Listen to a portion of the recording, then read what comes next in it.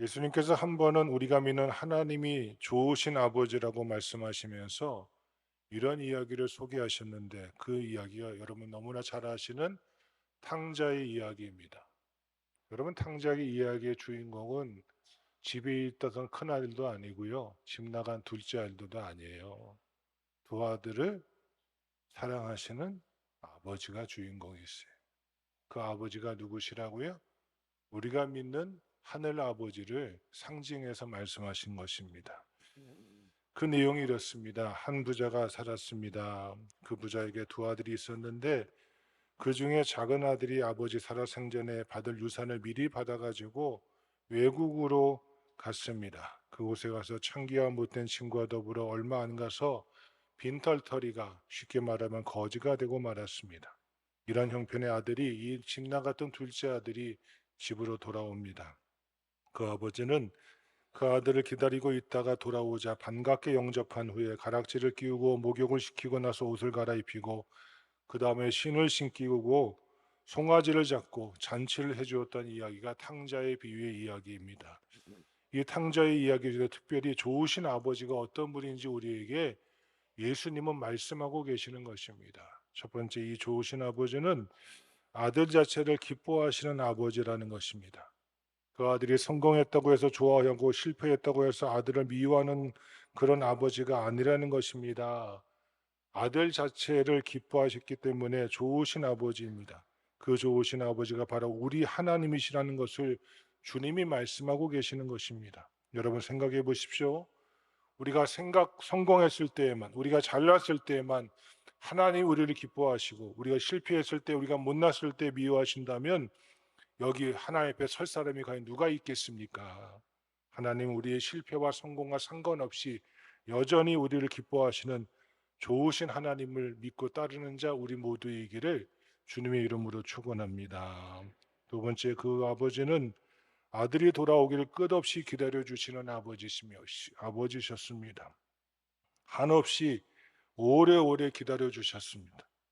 며칠만 기다리다 말았다면 곤란한데 아들이 돌아올 때까지 한없이 기다려 주시는 아버지시라는 것입니다. 우리 하나님은 우리들이 하나님 앞에 바로 서서 잘되며 성공하기를, 온전히 돌아오기를 그렇게 한없이 기다려 주시는 하나님 아버지이십니다. 하루 이틀, 1년, 2년 기한을 두고 기다리시고 아니면 말고 그런 하나님이 아니시라는 것입니다. 예수님이 말씀하신 그 좋으신 아버지가 바로 우리 하나님이십니다. 또한 이 돌아온 아들에게 아버지는 모든 것을 다 갖추어 주시는 아버지셨습니다. 탕자 아들이 돌아오게 하면 모든 것을 다 주려고 준비해 놓고 기다렸습니다. 준비해 놓지 않고는 그 가락지도, 그 신발도, 그 옷도, 그 송아지도 당장 대령할 수가 없지 않겠습니까? 그 아들이 돌아오자 가락지를 끼워주고 옷을 입혀주고 신을 신겨 주었습니다. 송아지를 잡아 잔치를 베풀어 주었습니다. 마치 다 알고 준비했다가 베풀어 주신 아버지이시니 이 얼마나 참 좋은 아버지이십니까? 아들에게는 공로가 없었습니다. 그래도 그렇게 모든 것을 다 준비하고 베풀어 주시는 아버지, 이 좋으신 아버지신데 바로 예수님은 이 아버지가 우리가 믿는 하나님이시라는 것을 밝히 보여주고 있는 것이 탕자의 이야기입니다. 본문을 통해서 이 시간 우리는 이 출애굽기에 나타난 이 사건을 통해서 어떤 하나님의 모습을 발견할 수 있는가? 첫 번째 따라하시겠습니다. 불행을 막아주시는 하나님. 오늘 우리가 읽은 본문에 나타난 하나님 역시 참 좋으신 하나님을 우리에게 소개되고 있습니다. 그 하나님은 우리의 불행을 막아주시는 하나님이십니다. 본문 15절부터 20까지 내용을 살펴보면 하나님이 얼마나 좋으신지 우리에게 말씀해 주고 계십니다. 그 내용은 이렇습니다. 이스라엘 백성이 애굽에 내려가 430년을 살게 됩니다. 그 중에 400년을 종살이하며 참으로 고생과 억울함을 겪으면서 살아왔습니다. 이때 하나님께서 애굽을 치시고 이스라엘을 도와주셨기에 430년 만에 애굽을 탈출합니다. 그리고 분명히 하나님이 지시하신 길을 따라갔습니다. 하나님의 말씀을 따라간 것이며 하나님의 방법대로 살아간 것이었는데, 그런데 가다 보니 도저히 건너갈 수 없는 망망대해인 홍해의 바다가 앞을 딱 가로막고 있어서 한 발자국도 움직일 수 없게 된 것이 본문의 배경입니다. 근데 이스라엘 백성들이 탈출하던 후에 돈 한 푼 안 들이고 종으로 부려먹던 그 백성들을 놓아보낸 애굽 사람들이 부하가 났습니다. 속이 아팠습니다. 저들을 노예로 평생 부려먹었는데 저들 대신 일할 사람이 누가 있겠습니까? 그래서 애굽 사람들이 아주 잘 훈련된 군대를 동원하여 이스라엘 백성을 쫓아가기 시작했습니다. 그들이 지금 이스라엘 백성들의 발 아래까지 쫓아왔기 때문에 이스라엘 백성의 입장에서는 진퇴양난이었습니다. 이것이 무엇을 뜻하고 있습니까? 여러분, 우리가 아무리 믿음 생활을 잘하고 말씀대로 살아고 아무리 철저하게 신앙의 길을 걸을지라도 불행은 그림자처럼 우리를 따라올 수 있다는 뜻을 본문은 말하고 있는 것입니다. 이스라엘 백성들이 하나님의 말씀대로 갔습니다. 지시한 대로 갔는데 그것이 바로 뭐예요? 진퇴양난의 어려운 처지에 이른 것입니다. 말씀에 순종했는데도, 하나님만 바라보고 따라갔는데도 이런 일을 겪는다는 것입니다. 여러분, 우리가 하나님을 저버리고 하나님 없이 살면서 불행해진다면 할 말이 없습니다. 그러나 철저하게 하나님의 음성과 지시를 따라 사는데도 이런 엄청난 불행이 발 아래까지 쫓아온다는 이야기가 본문의 배경의 말씀입니다. 그럴 때 하나님께서 어떻게 하셨는가를 본문이 잘 가르쳐주고 있습니다. 이제 이스라엘 앞에서 인도하던 천사가 뒤로 가더니 애굽 사람과 이스라엘 사람 사이에 가로막고 서더라는 겁니다.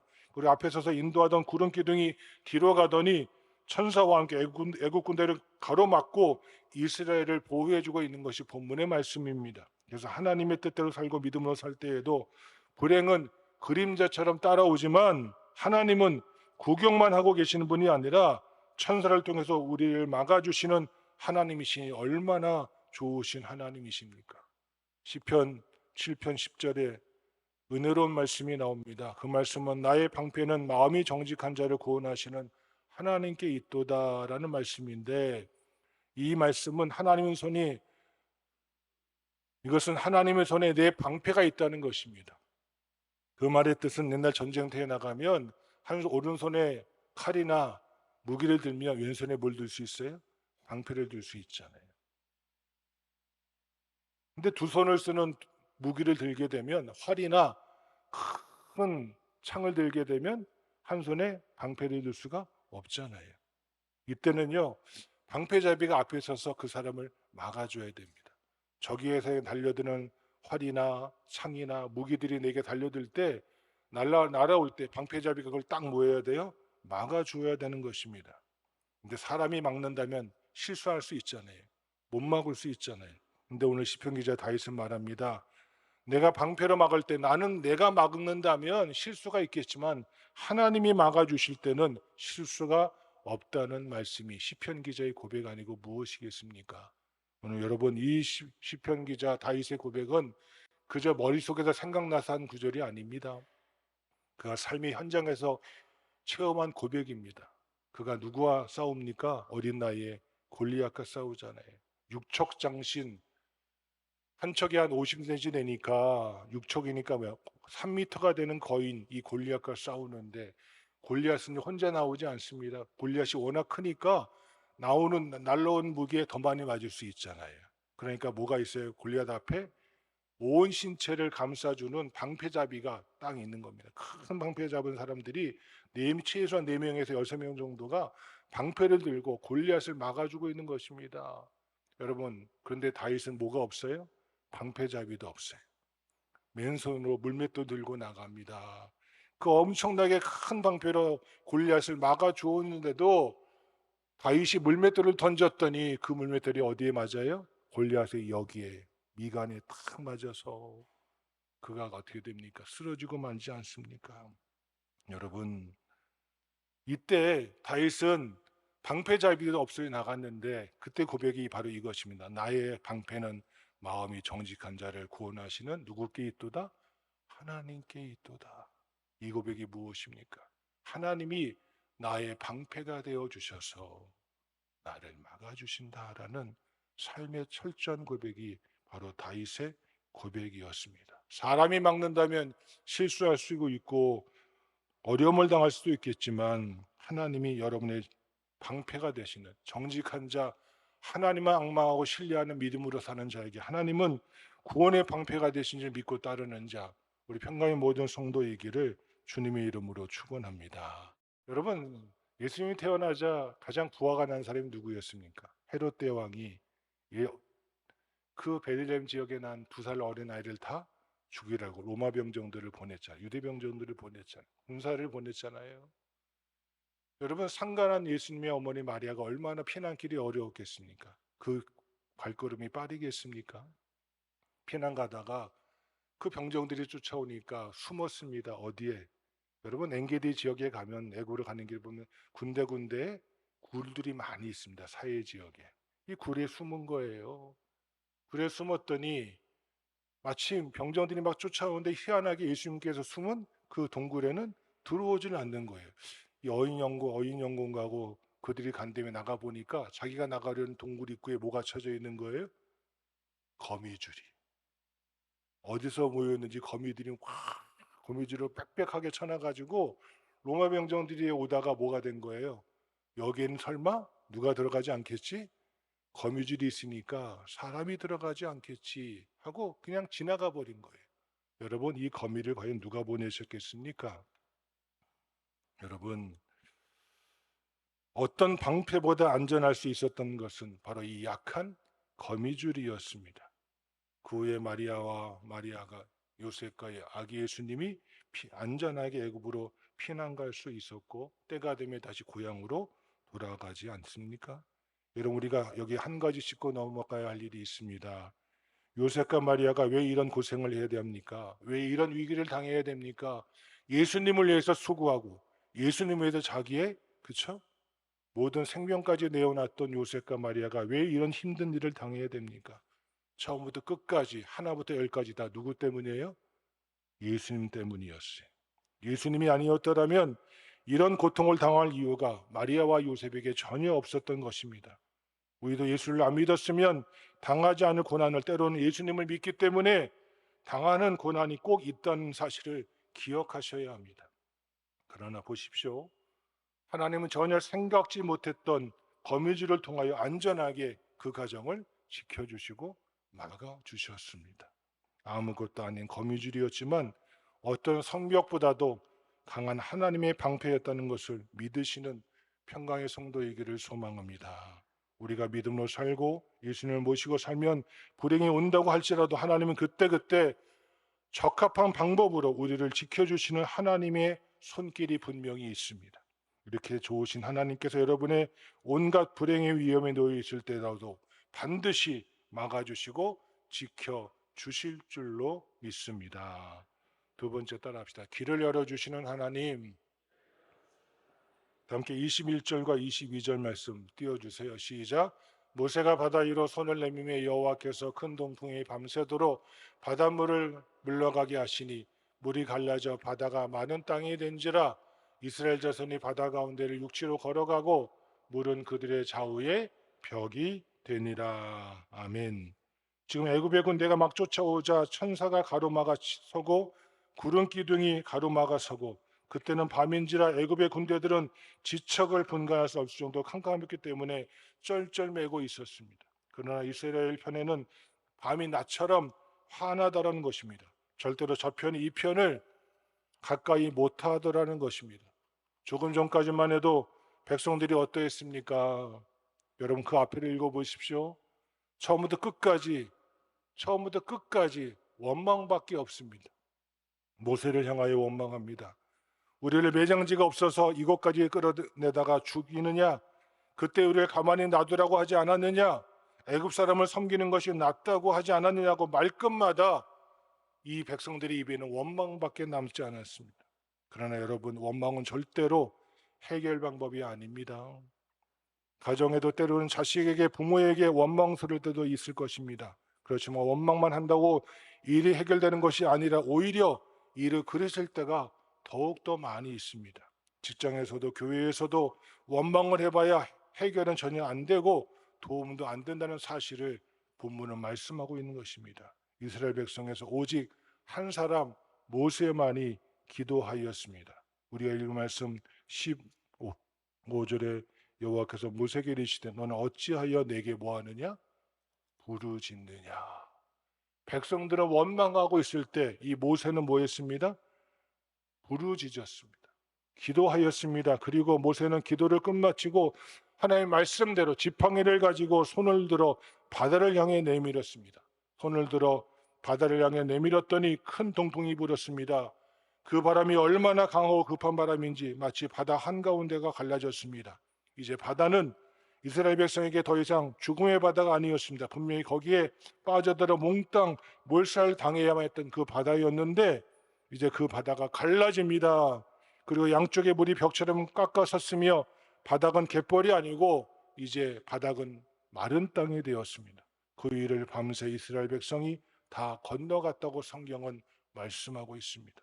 길이 열렸기 때문입니다. 이렇게 하나님은 우리의 길을 열어주시는 분이십니다. 여러분, 원망스러울 때 원망하는 백성들에게도 하나님은 길을 열어주셨습니다. 그 이유는 분명히 기도하는 한 사람 때문에 길이 열렸다는 것을 꼭 기억하시기 바랍니다. 가족이 다 원망하더라도, 다른 사람은 다 원망하더라도 혼자 엎드려 기도하십시오. 내 가정 망했다, 끝났다 할 때 길이 열리고 내 사업이 끝났다 할 때 길이 열릴 줄로 믿습니다. 미국의 살리망이라는 심푸스라는 사람이 있어서 그는 고아였습니다. 성공해서 큰 백만장자가 되었습니다. 근데 고아에서 함께 자던 자기의 절친이었던 어린 고아원 동기가 거지가 되어서 이 심푸슨을 찾아옵니다. 나도 좀 잘 살게 해다오. 근데 이 심푸슨이 이 거지에게 말합니다. 친구에게 말합니다. 너 내가 말한 대로 하면, 말한 데서 성공하면 너야 정말 좋은 일이고, 네가 만약에 내가 말한 대로 했는데도 실패한다면 내 재산의 절반을 너에게 줄게. 그러니까 이 친구는 뭐 할 일이 없어요? 손해볼 일이 없잖아요. 그래? 근데 마침 그 말을, 그 약속을 하고 집으로 돌아가는 길에 보았더니 어느 회사가 직원을 뽑습니다. 사원을 뽑습니다. 그 광고를 보고 취직을 했습니다. 그전 같으면 월급이 얼마네, 복지가 어떠니, 환경이 어떠니, 직장 동료가 어떠니 별걸 다 따졌을 터인데 이 친구가 가르쳐준 대로 네 가지 항목을 명심했습니다. 그건 첫째 무엇이냐면 주의를 잘 지키라는 것이었습니다. 너 어릴 때 나와 함께 신앙생활 잘했지? 너 정말 오늘부터라도 꼭 주일, 주님의 날, 이 날은 꼭 지켜 예배드리는 삶을 살아라. 그래서 이 친구가 구원 떠난 후에 신앙생활 제대로 안 했는데 친구의 약속을 지키고자 하나님께서 약속하신 그 주일을 꼭 지켰다는 것입니다. 두 번째로는 많이 벌든 적게 벌든 꼭 12일조를 드리라는 친구의 부탁이 있었습니다. 그래서 이 친구의 약속을 생각해서 주급을 받자마자 뭐 했습니까? 꼭 11조를 드렸습니다. 세 번째는 무엇이었냐면 절대로 술 먹지 말라는 것입니다. 절제 생활을 하는 것이었습니다. 네 번째로는 오늘 할 일을 내일로 미루지 말라는 것이었습니다. 이 네 가지 약속을 이 친구가 정말 잘 지켰더니 주일날 교회에 나갑니다.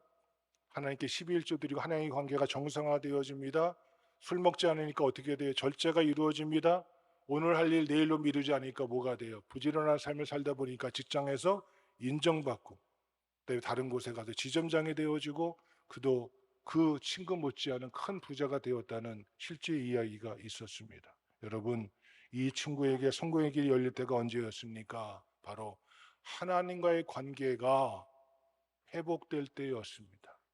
여러분, 하나님의 관계가 회복되는 자, 그는 바로 기도하는 자였습니다. 원망해봤자, 세상 탓해봤자 남는 것 하나도 없습니다. 그런데 이 친구는 모세처럼 하나님께 뭐 했습니다? 하나님과 관계를 먼저 회복했더니 하나님이 그에게 복을 내리셨더라. 본문에서도 이스라엘 백성들이 원망할 때는 하나님이 상대해주지 않았습니다. 원망스러울 때 원망하는 것은 누구나 다 할 수 있는 일이지만 원망스러울 때 기도하는 것은 누구나 할 수 있는 것이 절대로 아니기 때문입니다. 이럴 때 하나님께서 길을 열어주셨는데 큰 동풍으로 해결하셨다는 사실입니다. 이 동풍이 무엇을 의미합니까? 이스라엘 백성들이 오순절에 특별히 120명이 마가의 다락방에서 기도하지 않았습니까? 그 120명이 열흘 동안 모여서 내 가정 이야기하면서 주님 이야기하면서 남편 원망, 주님 원망, 부모 원망, 자식 원망만 하고 앉아 있었습니까? 원망하지 않았습니다. 왜 주님 우리를 내버려 두시고 혼자 하늘로 가셨을까? 좀 우리도 데려가시지 이렇게 원망하지 않았습니다. 오히려 열심히 주의 말씀대로 기도하였더니 성령 하나님이 그들 가운데 역사하십니다. 얼마나 강하게 역사했던지 보이는 것은 불로 보였고 들리는 것은 강한 바람으로 들리더라는 것입니다. 성령의 역사가 강한 바람 같은 역사로 나타났다는 것입니다. 오늘 본문에 나오는 바다를 갈라놓았던 큰 동풍도 자연적인 바람인 줄로 생각하시면 절대로 안 됩니다. 자연적인 바람은 그런 역사를 일으킬 수가 없습니다. 바로 성령 하나님의 강한 바람이 성령의 역사로 이루어진 동풍인 줄로 믿습니다. 이런 성령 하나님의 강한 역사를 통해서 하나님께서 기도하는 사람의 앞길을 열어주시는 사실을 꼭 믿으시는 평강성도이기를 주님의 이름으로 축원합니다. 우리의 좋으신 하나님은 문제를 해결해 주시고, 두 번째로 길을 열어주시는 하나님이십니다. 세 번째 딸한테 끝까지 책임을 져주시는 하나님. 다 함께 23절로 25절까지 말씀 시작. 애굽 사람들과 바로의 말들 병거들과 그 마병들이 다 그들의 뒤를 추격하여 바다 가운데로 들어오는지라. 새벽에 여호와께서 불과 구름 기둥 가운데서 애굽 군대를 보시고 애굽 군대를 어지럽게 하시며 그들의 병거 바퀴를 벗겨서 달리기가 어렵게 하시니 애굽 사람들이 이르되 이스라엘 앞에서 우리가 도망하자. 여호와가 그들을 위하여 싸워 애굽 사람들을 치는도다. 아멘. 애굽 군대가 고백합니다. 우리를 치는 건 누구시라고요?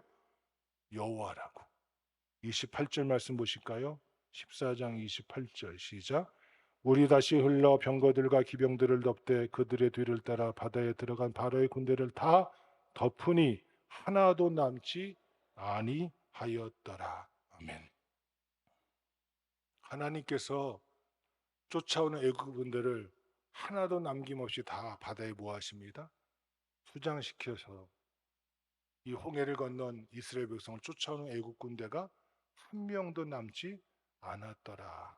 끝까지 문제를 해결해 주시는 하나님의 역사가 여기에 있습니다. 성도 여러분, 우리가 하나님의 뜻대로 살아도 불행은 그림자처럼 따라옵니다. 그러나 하나님은 그것을 막아주시고 길을 열어주시고 승리로 마무리 지어주십니다. 아브라함의 인생의 최대 위기가 어디였습니까? 자기 아들 이삭을 바치라는 하나님의 음성 아니었겠습니까? 그가 모리아산을 오르면서 아들이 묻습니다. 아버지, 여기 불과 칼은 있는데 번제드릴 어린 양은 어디 있습니까? 그때 아브라함의 고백이 무엇이었지요? 아들아, 번제드릴 어린 양은 하나님이 친히 뭐 하시리라? 준비하시리라. 이 믿음을 히브리 기자는 아브라함의 믿음을 이렇게 말합니다. 이 아들이 죽어도 하나님은 뭐 할 수 있는 분? 살리실 수 있는 하나님. 이게 믿음 아닙니까? 여러분, 너무나도 끈끈하게 따라온 문제거리들, 너무나도 끈질기게 괴롭히는 문제가 여러분에게 1년, 2년, 3년을 따라오더라도 원망하지 말고 찬송하십시오.